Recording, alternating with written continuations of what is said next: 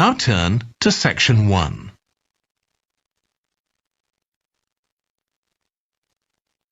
Section 1.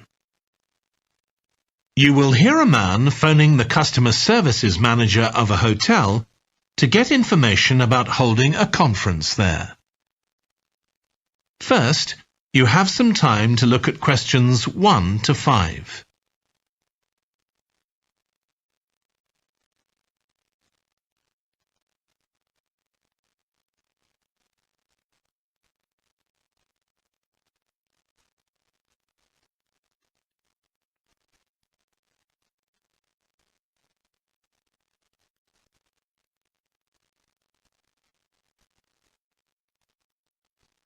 You will see that there is an example that has been done for you.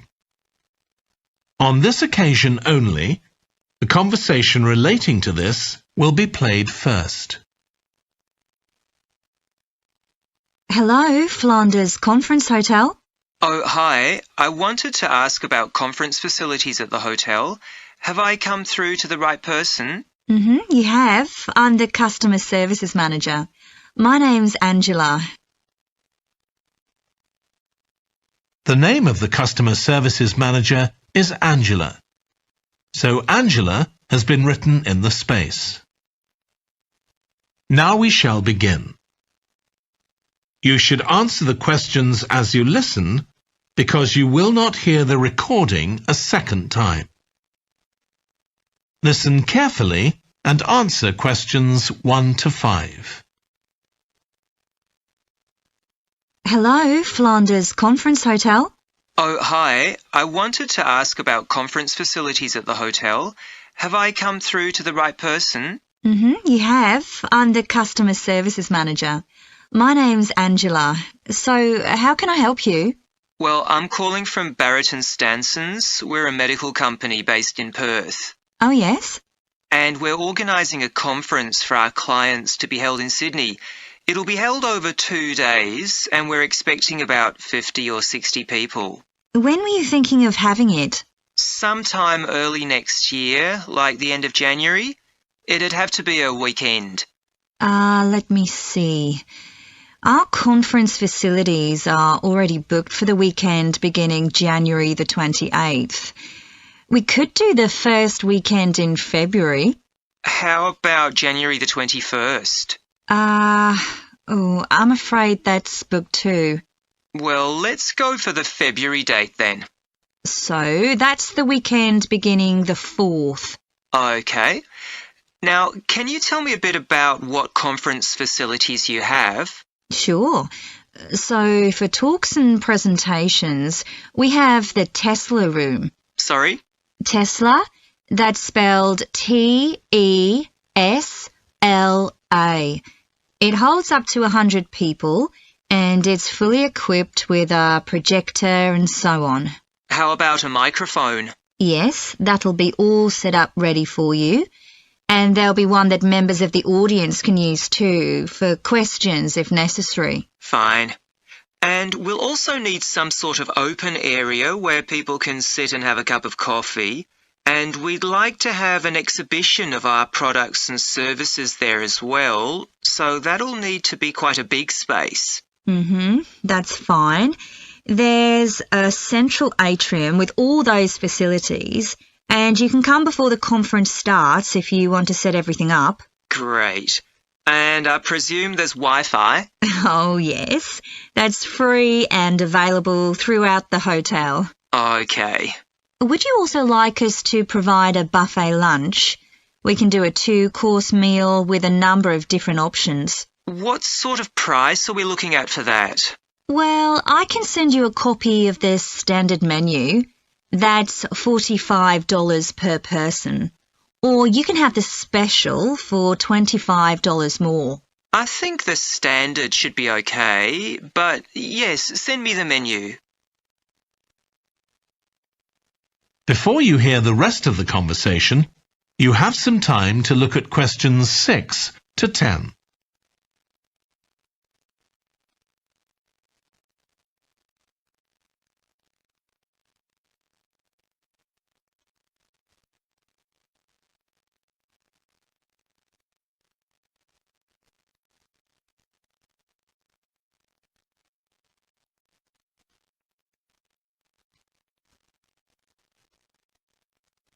Now listen and answer questions 6 to 10. Now, we're also going to need accommodation on the Saturday night for some of the participants. I'm not sure how many, but probably about 25. So what do you charge for a room?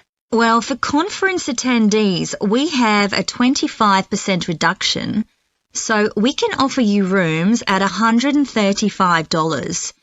Normally, a standard room's $180. And does that include breakfast? Sure. And of course, guests can also make use of all the other facilities at the hotel. So we've got a spa where you can get massages and facials and so on. And there's a pool up on the roof for the use of guests. Oh, great. Now, what about transport links? The hotel's downtown, isn't it? Yes. It's about 12 kilometres from the airport, but there's a complimentary shuttle bus for guests. And it's only about 10 minutes walk from the central railway station. Okay. Now, I don't know Sydney very well. Can you just give me an idea of the location of the hotel? Well, it's downtown on Wilby Street. That's quite a small street, and it's not very far from the sea. And of course, if the conference attendees want to go out on the Saturday evening, there's a huge choice of places to eat. Then, if they want to make a night of it, they can go on to one of the clubs in the area. There are a great many to choose from. Okay. So, if we go ahead with this, can you give me some information about how much we're looking at?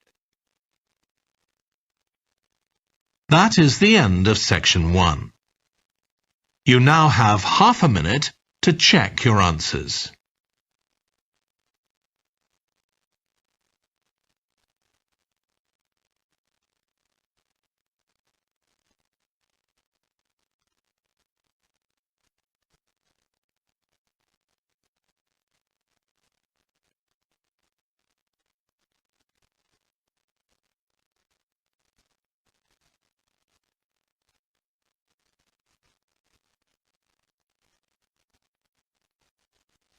Now turn to section 2.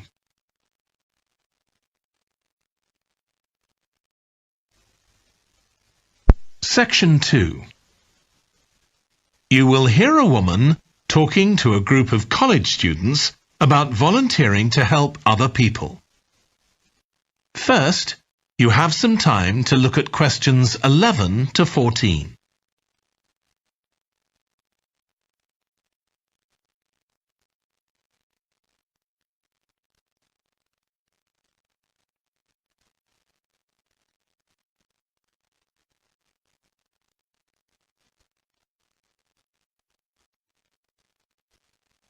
Now listen carefully and answer questions 11 to 14.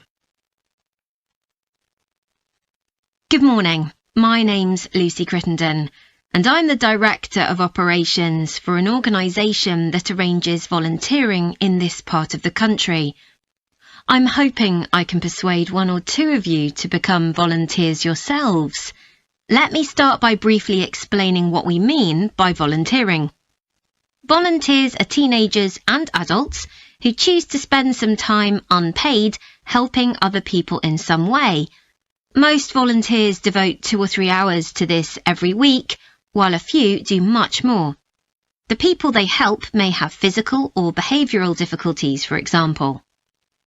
Volunteers can do all sorts of things, depending on their own abilities and interests. If they're supporting a family that's struggling, for example, they may be able to give them tips on cooking, or recommend how to plan their budget, or how to shop sensibly on their income. They might even do some painting or wallpapering, perhaps alongside any members of the family who are able to do it. Or even do some babysitting, so that parents can go out for a while. The benefit from volunteering isn't only for the people being helped. Volunteers also gain from it. They're using their skills to cope with somebody's mental or physical ill health, and volunteering may be a valuable element of their CV when they're applying for jobs. Employers usually look favourably on someone who's given up time to help others.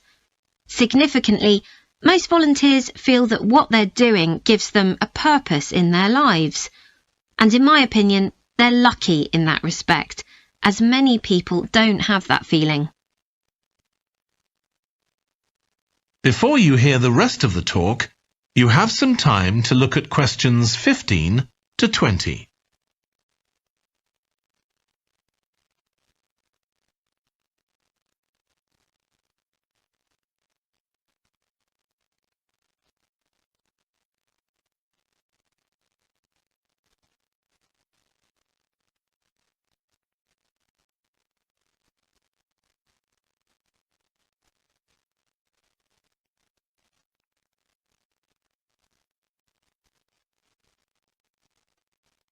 Now listen and answer questions 15 to 20.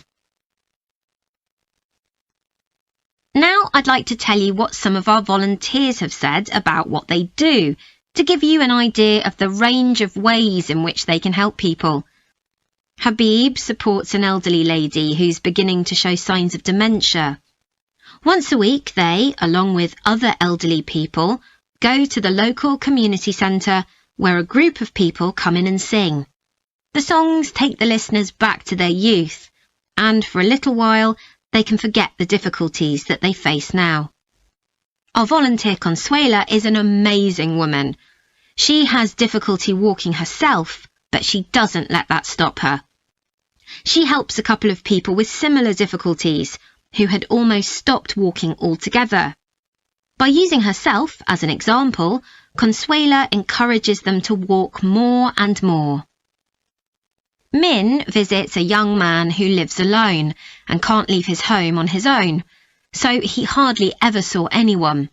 But together they go out to the cinema or to see friends the young man hadn't been able to visit for a long time.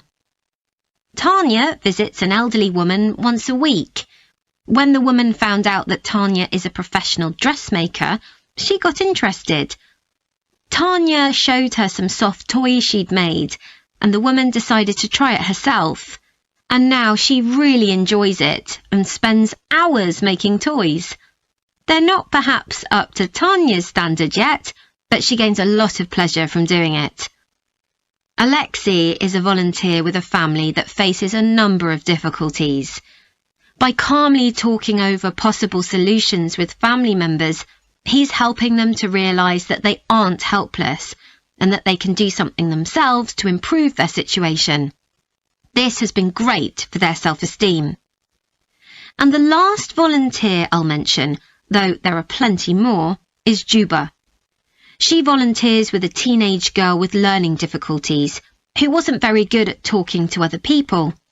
Juba's worked very patiently with her, and now the girl is far better at expressing herself and at understanding other people. OK, I hope that's given you an idea of what volunteering is all about. Now I'd like to talk to you about... That is the end of section 2. You now have half a minute to check your answers.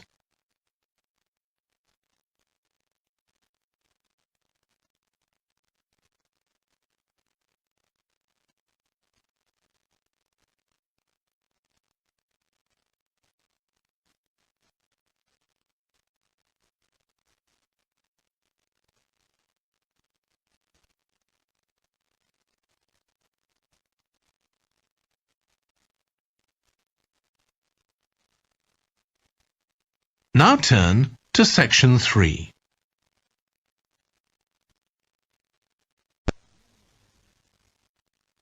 Section 3. You will hear a trainee music teacher called Joe talking to his supervisor about the school marching band that he has been given responsibility for. First, you have some time to look at questions 21 to 26.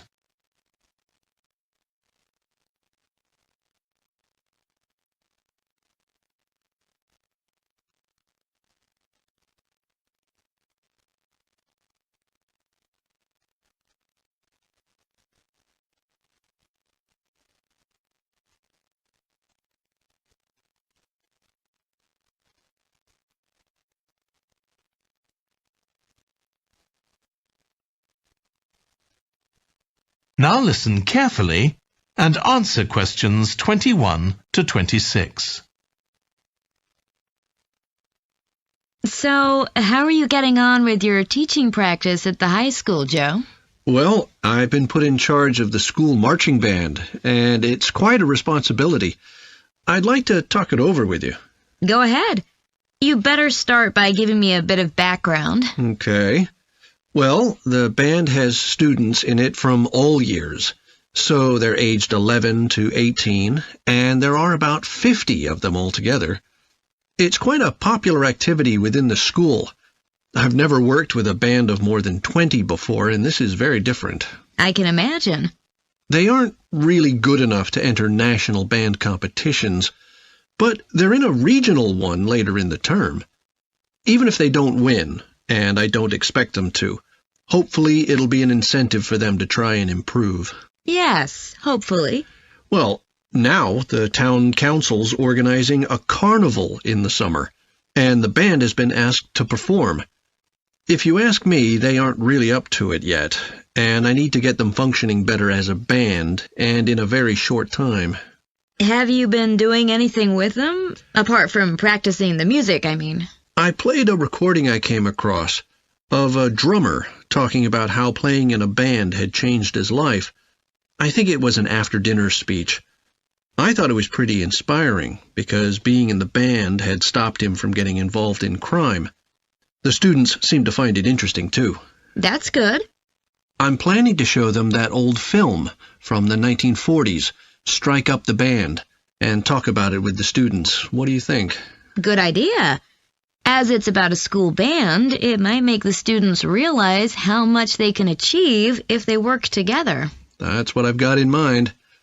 I'm hoping I can take some of the band to a parade that's going to take place next month. A couple of marching bands will be performing, and the atmosphere should be quite exciting.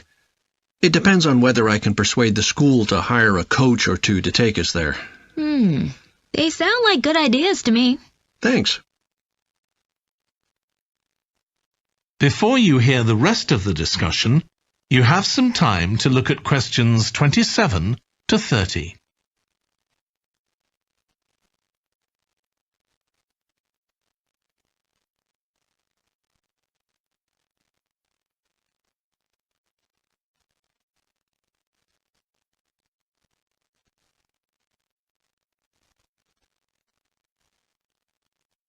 Now listen and answer questions 27 to 30.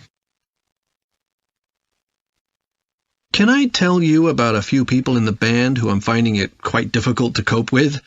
I'm sure you'll have some ideas about what I can do. Go ahead. There's a flautist who says she loves playing in the band. We rehearse twice a week after school, but she's hardly ever there.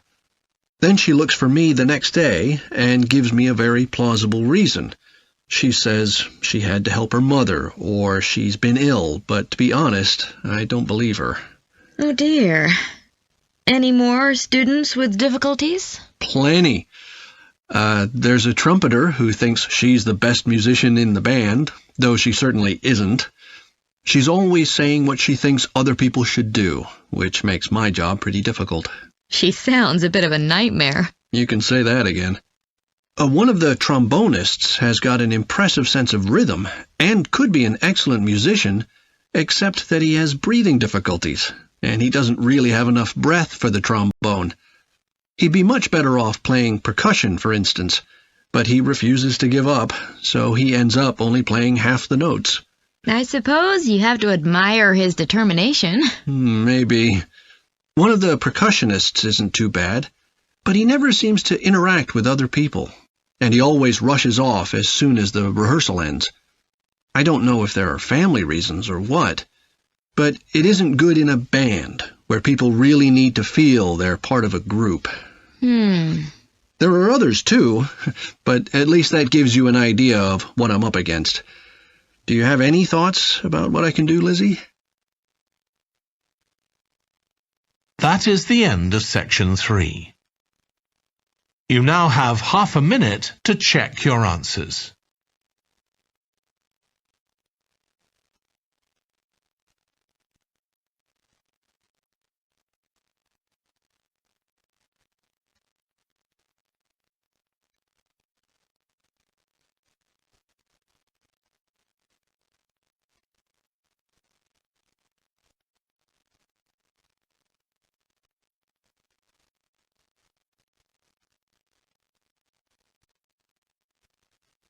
Now turn to Section 4.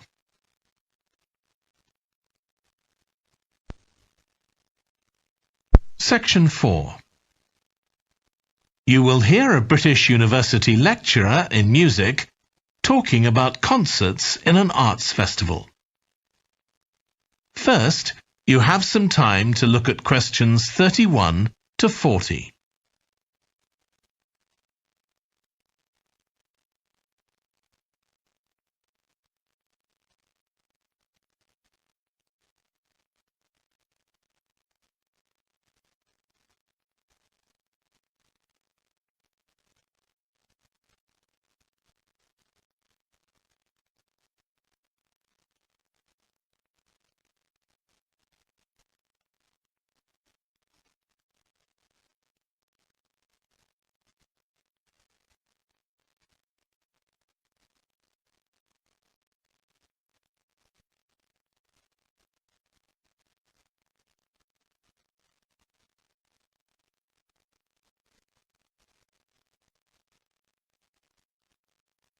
Now listen carefully and answer questions 31 to 40.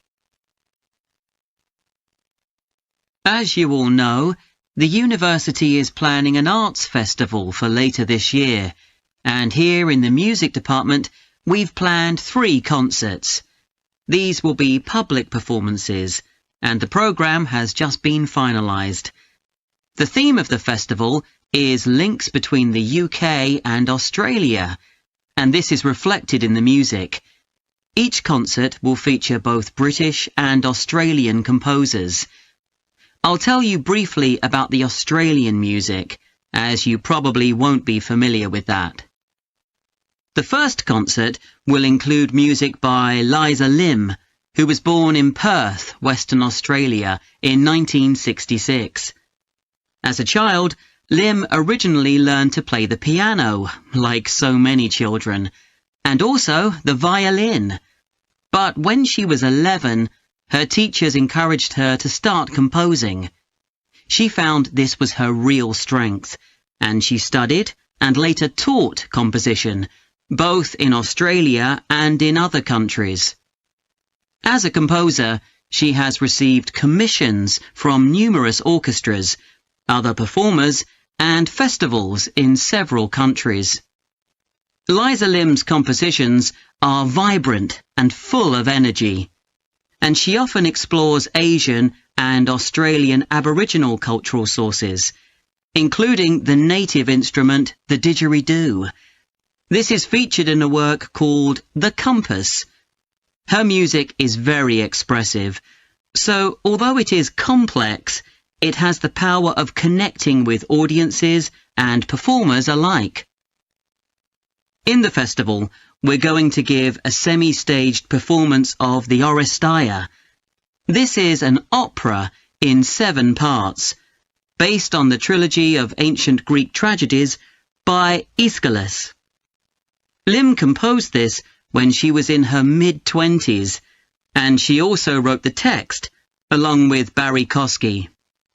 It's performed by 6 singers, a dancer, and an orchestra that, as well as standard orchestral instruments, includes electric guitar and a traditional Turkish stringed instrument. Lim wrote that because the stories in the tragedies are not easy to tell. The sounds she creates are also disturbing, and they include breathing, sobbing, laughing, and whistling. The work lasts around 75 minutes, and the rest of the concert will consist of orchestral works by the British composers Ralph Vaughan Williams and Frederick Delius.